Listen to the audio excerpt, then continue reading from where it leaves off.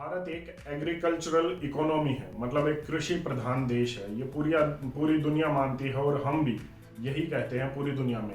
यहाँ की ज़्यादातर आबादी आज भी खेती और खेती पर ही निर्भर है अपना खाना और अपनी कमाई के लिए। लेकिन इसके साथ साथ जब रशिया यूक्रेन वॉर आई तो पूरी दुनिया में जब खाने का संकट पैदा हुआ तो हमारी सरकार ने ये कहा पूरी दुनिया को कि इस खाने के संकट को हम अपने देश में उपजे अनाज से जो है कम कर सकते हैं या फिर ख़त्म कर सकते हैं। इस संकट से दुनिया को उभार सकते हैं। सरकार ने क्लेम किया, उसके साथ साथ पूरी दुनिया की संस्थाओं ने भी ये माना, दुनिया के देशों ने माना कि हाँ, भारत में दम है इसे कम करने का। कुछ स्टेट्स भी यही कहते हैं। साल 2006-2007 में भारत ने 203 मिलियन टन अनाज प्रोड्यूस किया था, उगाया था। वही 2016-17 में बढ़कर 275 मिलियन टन तक पहुंचा। अब ये आंकड़े तो यही कहते हैं कि भारत खाने का संकट अगर दुनिया पर आए तो उसे कुछ हद तक उसका समाधान कर सकता है, लेकिन ये अधूरा सच है। पूरा सच ये है कि ग्लोबल हंगर इंडेक्स रिपोर्ट ये कहती है कि भारत भूखे देशों की लिस्ट में 103वें नंबर पर आता है। 103 नंबर भारत का है। एक सच ये भी है कि एक रिपोर्ट के अनुसार भारत में 22 करोड़ लोग भूखे सोते हैं।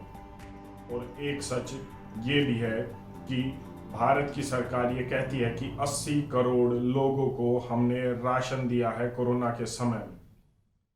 ये पूरा सच है और ये बड़ा डरावना है। आने वाले समय में जहां एक तरफ भारत दम भर रहा है कि हमने रशिया यूक्रेन वॉर के बीच हम खाने के दुनिया के संकट को कम कर सकते हैं, वहीं दूसरी ओर कुछ आंकड़े ये भी कहते हैं कि क्या खाने के संकट को सही मायने में हम कम कर सकते हैं। क्योंकि जैसा मैंने बताया कि 22 करोड़ लोग अगर भूखे सोते हैं तो क्या हमारी पॉलिसी में दिक्कत है या फिर हम अनाज ही उतना पैदा नहीं कर पा रहे कि हमारे देश का ही उससे पेट भर पाए, तो हम दूसरी दुनिया को या दूसरी दुनिया के देशों को क्या देंगे। एक बार देख लीजिए, साल 1991 से लेकर 2011 तक 1 करोड़ 40 लाख किसानों ने खेती को छोड़ दिया है, किसानी को छोड़ दिया है। ये सच है और ये स्टैट्स हैं। वहीं दूसरी ओर पॉलिसीज भी सरकार की यही कहती हैं कि किसान खेती जितनी जल्दी छोड़ देगा उसके लिए उतना ही अच्छा है।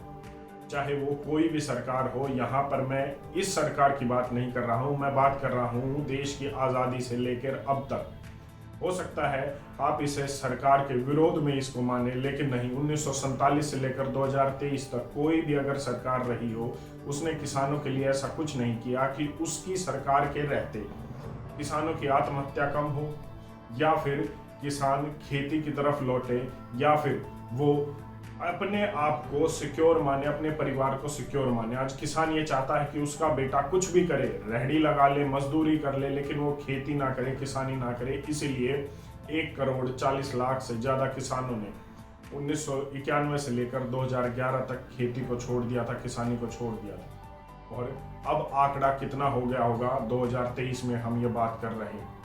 कहने का मतलब है कि लगातार किसान खेती को छोड़ रहे हैं, ज़मीन बंजर हो रही है और लगातार उस पर उगाने वाले अन्न को कम किया जा रहा है। बेशक से कुछ समय के लिए उत्पादन बढ़ रहा हो, लेकिन मैं आपको बता दूं कि इसमें जिम्मेदार है सरकार की पॉलिसीज।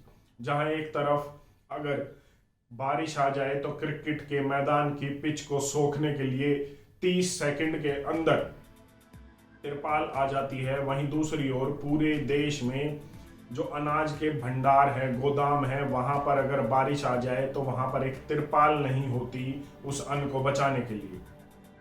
और ये सच है जो कड़वा है, चाहे वो कोई भी सरकार हो। एक सच ये भी है कि हमारे यहाँ पर अनाज को अगर किसी भी तरीके से बचा लिया जाए या बारिश ना आए या वो बच जाए, कुछ भी हो, तो उसे खराब कर दिया जाता है भिगो कर या किसी भी तरीके से, ताकि उसे बियर की कंपनियों को, शराब की कंपनियों को दिया जा सके दाम पर। कागजों में तो वो चढ़ जाता है वो अन्न खराब हो गया और उसे डिस्पोज ऑफ कर देंगे, लेकिन वो ऊंचे रेटों पर चला जाता है इन शराब और बियर की कंपनियों को। एक सच ये भी है।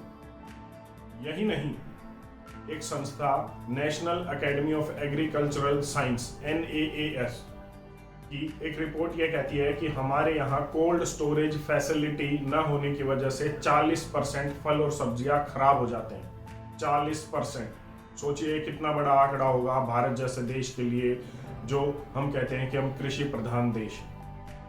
और ऐसे न जाने कितनी चीजें हैं जो आपको पता होंगी कि हम कहाँ पिछड़ रहे हैं, कैसे पिछड़ रहे हैं। अब बात यहाँ आती है कि जब हमारे देश में खुद ही 22 करोड़ लोग भूखे सोते हैं, जब हालात ये हैं कि हम 40% फल सब्जियों को कोल्ड स्टोरेज फैसिलिटी न होने की वजह से खराब कर देते हैं, या फिर जानबूझकर उसे शराब की कंपनियों को देने के लिए अनाज को खराब किया जाता है, तो क्या हम दुनिया के खाने के संकट को सही मायने में उसे कम कर सकते हैं या उसका कोई समाधान कर सकते हैं?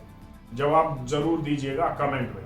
यहाँ पर मैं आपको ये भी बता दूं कि जब तक फैसिलिटीज नहीं होंगी, जब तक आप कितना भी प्रोडक्शन दिखा लीजिए, आप सही मायने में इन दिक्कतों पर काबू नहीं पा सकते और किसान इसी तरीके से आत्महत्या करेगा, वो इसी तरीके से खेती छोड़ेगा। आप कुछ नहीं कर सकते, सरकार कुछ नहीं करेगी, सरकार बल्कि इन्हीं तरीके से चलती जाएगी और उसे के लिए अब किसान कोई मुद्दा भी नहीं है। लेकिन बात यह है कि आने वाले समय में आप करेंगे क्या? खाने का संकट, इस समय जो बेमौसमी बारिश चल रही है जिसे होना ही नहीं चाहिए था, और वो क्यों हो रही है, वो कोई भगवान का किया हुआ नहीं है कि बारिश हो रही है। ये बारिश करवाई जा रही है और हम में से काफी लोग ये जानते हैं कि किस तरीके से वो बारिश हो रही है। वो एक अलग विषय है, उस पर पहले भी बात कर चुके हैं, आगे भी करेंगे। लेकिन बात यह है कि अब उसकी वजह से जो फसल खराब हो रही है, ना तो उसका कोई भुगतान किसान को किया जाएगा, और वो फसल खराब होगी तभी तो खाने का संकट आएगा। हो सकता है इस साल ना आए, लेकिन अगले साल जरूर आएगा, उससे अगले साल जरूर आएगा, और 1-2 साल में ये जरूर आने वाला है जब खाने का संकट भारत में पैदा होगा। हमारे यहाँ जो स्टोरेज है अनाज की, उसे लगातार कम किया जा रहा है, अनाज को एक्सपोर्ट किया जा रहा है। अमेरिका की पॉलिसी ये है कि जब तक हम अपने देश के लोगों का पेट नहीं भर लेते, उसके बाद उनकी प्रेफरेंस है कि हम अपने देश के जानवरों का पेट नहीं भर लेते, तब तक हम एक्सपोर्ट नहीं करेंगे। ये अमेरिका की एक्सपोर्ट पॉलिसी है। लेकिन हमारे यहाँ इस तरीके की कोई पॉलिसी नहीं है। हमारे यहाँ सरकार को अगर ठीक लगता है तो वो एक्सपोर्ट कर देती है, फिर चाहे 20 करोड़ लोग भूखे सों या 22 करोड़ लोग, किसी को कोई फर्क नहीं पड़ता। व्हाट्सएप पर आंकड़े ही तो घुमाने हैं, वो IT सेल अपने आप घुमा देगा, चाहे ये सरकार हो, पिछली हो या आने वाली हो। लेकिन सच ये है कि खाने का संकट आने वाला है और आप इसकी तैयारी कर लीजिए। अब आप कहेंगे कि हम तैयारी करें तो क्या करें? मैं अक्सर कहता हूँ, बड़ी समस्या छोटा समाधान। फैमिली डॉक्टर रखने के लिए आपको सब कह देंगे, कोई आपको फैमिली किसान रखने के लिए नहीं कहेगा। अभी भी आपके पास समय है, इस बार भी किसानों की फसल बच जाएगी और वो कम से कम 1 साल का आपका खाने का इंतजाम जरूर कर देंगे, अपना और उनका। फर्क सिर्फ इतना है कि आपको ढूंढना होगा एक किसान को जिसको आप 5 रुपए, 10 रुपए, 20 रुपए किलो के हिसाब से ज्यादा दे दें, जो मार्केट प्राइस, जो सरकार उसका खून निचोड़ कर उसका सबसे कम रेट लगाती है, उससे 20 रुपए अगर आप ज्यादा देंगे तो एक किसान अपनी फसल आपको अपने घर पर पहुंचाने के लिए भी तैयार है, अनाज घर पर पहुंचाने के लिए तैयार है। फर्क सिर्फ इतना है कि आपको महीने में एक बार अपने पिंजरों से, अपने फ्लैट से, सोसाइटी से, अपने शहर से 20 किलोमीटर दूर जाना है, किसी भी गांव में जाना है, वहां पर कोई भी गेट खड़खड़ाना है। अगर वो किसान खेती करता है तो वहां पर जाकर एक समूह में जाएंगे तो अच्छा होगा। किसी भी गांव से बात कीजिए, वहां के सरपंच से बात कीजिए और ये कहिए कि हमारा ये समूह है, ये सोसाइटी है, हमें आने वाले समय के लिए इस तरीके से एक सिस्टम बनाना है और खाने का संकट न हो और किसान को भी आत्महत्या करने की मजबूरी ना आन पड़े। इसीलिए हम किसान का डायरेक्ट फसल लेना चाहते हैं और आप एक वर्बल MOU साइन कर सकते हैं सरकार किसान के साथ, जो सरकार किसानों के साथ करती है या कंपनी किसानों के साथ करती है। जो स्टोरेज है वहां पर लगातार अन्न जा रहा है, वहां से या तो एक्सपोर्ट किया जा रहा है या खराब किया जा रहा है, और ये वो लोग तय करेंगे कि वो आपके घरों तक पहुंचाना है या नहीं पहुंचाना। किसान की फसल को खराब किया जा रहा है, वो खराब हो रही है बेमौसमी बारिश की वजह से, और आने वाले समय में कौन तय करेगा कि आपके घर में अनाज आएगा या नहीं आएगा? वो किसान तय नहीं करेगा। तो आपकी तैयारी सिर्फ अगर इतनी होती है कि आप किसान से डायरेक्ट संपर्क कर सकते हैं, तो आपके लिए कोई बड़ी बात नहीं है उस संकट से उभरना। और ये होगा। अमेरिका जैसे देशों में जब मंदी आई थी तो लोग खाने के लिए तरसे थे, क्योंकि वहां पर किसान के हाथ में कुछ नहीं है, वहां कॉर्पोरेट फार्मिंग है। किसान की फसल को कटते ही कंपनियां ले जाती हैं और कंपनियां तय करती हैं कि मार्केट में कितने अनाज को छोड़ना है, कितना अभी अपने गोदामों में भरना है। भारत में भी कुछ इसी तरीके से हो रहा है। फसल नष्ट हो रही है किसान की, और स्टोरेज में कितना है, कैसे तय करना है, कहां पर जाएगा, कहां पर नहीं जाएगा, कितना जाएगा, वो अब कंपनियां तय करेंगी, सरकार तय करेंगी। आपको इसके लिए तैयारी जल्द से जल्द कर लेनी चाहिए। अगर आप आने वाली समस्या को गंभीर रूप से जान चुके हैं या जानना चाहते हैं, या कुछ भी अगर थोड़ा बहुत समझ चुके हैं, तो किसी भी किसान के समूह को कांटेक्ट कीजिए। ये इतना मुश्किल नहीं है। अगर आप सोचते हैं, अगर आप हफ्ते में एक दिन की आपको छुट्टी मिलती है और आप मॉल में जाकर फिल्म देख सकते हैं, घूम सकते हैं, पिज्जा बर्गर खा सकते हैं, तो एक बार 20, 30, 50 किलोमीटर जाकर किसी गांव में किसान के समूह से कांटेक्ट कर सकते हैं।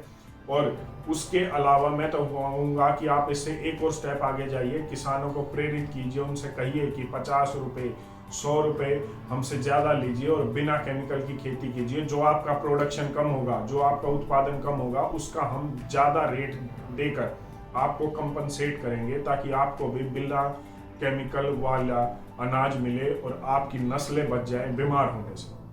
मुझे लगता है इससे ज़्यादा मैं आपको नहीं समझा सकता, और ये एक प्रैक्टिकल सॉल्यूशन है।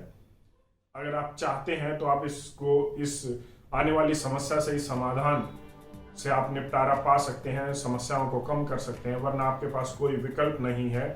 हो सकता है मेरी इस बात को, मेरी इस वीडियो को अभी के लिए आप कॉन्स्पिरेसी थ्योरी की लिस्ट में डाल दें, लेकिन आने वाले 1-2 साल में आपको पता लग जाएगा। और इसी वीडियो का हवाला देकर मैं आपसे कहूँगा कि आपको चेताया था, आपने समाधान नहीं किया, तो वह आपकी गलती है। हमने अपना कर्तव्य निभाया है, आप अपना काम जरूर कीजिए। आपकी इस पर अपनी क्या राय है कमेंट करके जरूर बताएं। धन्यवाद। जय हिंद।